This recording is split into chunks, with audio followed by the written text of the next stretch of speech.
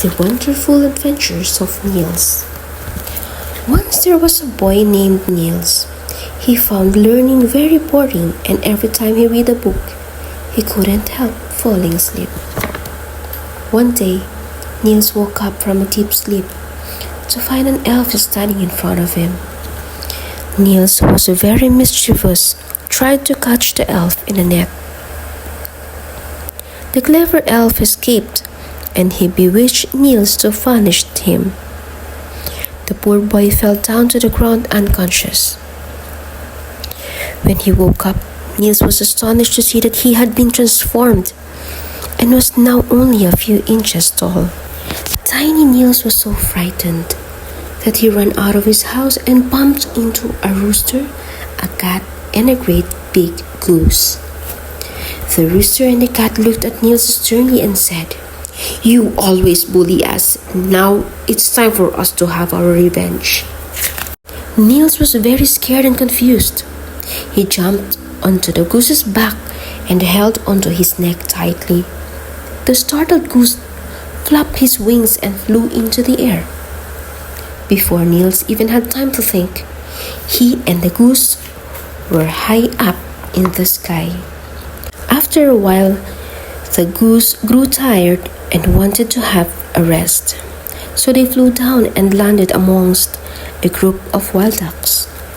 Soon Nils, the goose, and the wild ducks became firm friends, and they all decided to go on a trip together. One night, while Nils and his friends were sleeping, a hungry fox sneaked up on them. Just then, Nils woke up.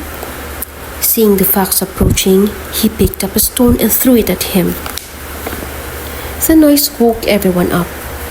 Nils, together with his friends and the goose, and the wild ducks, scared off the hungry fox. The danger had passed. The goose and the wild ducks all said how clever and brave little Nils had been. Nils, the goose, and the wild ducks continued with their trip, and they flew over many different places. One day a squirrel came to their campsite. She said to Nils sadly, "My child was taken away by a hunter. Would you kindly help me to find him, please?" Nils agreed and went with the mother squirrel to the hunter's house to rescue the baby squirrel. Nils pleaded with the hunter to let the baby squirrel go. Moved by Nils' words, the hunter set the baby squirrel free and waved goodbye to them all. After another long trip, Nils was tired and began to feel homesick. He reluctantly said goodbye to his animal friends. Once again, Nils climbed onto the goose's back and they flew back home. At last, Nils was home again and very happy to see his dear daddy. Nils changed back to his proper size, and from then on, he became a good schoolboy who enjoyed learning and loved animals. The end.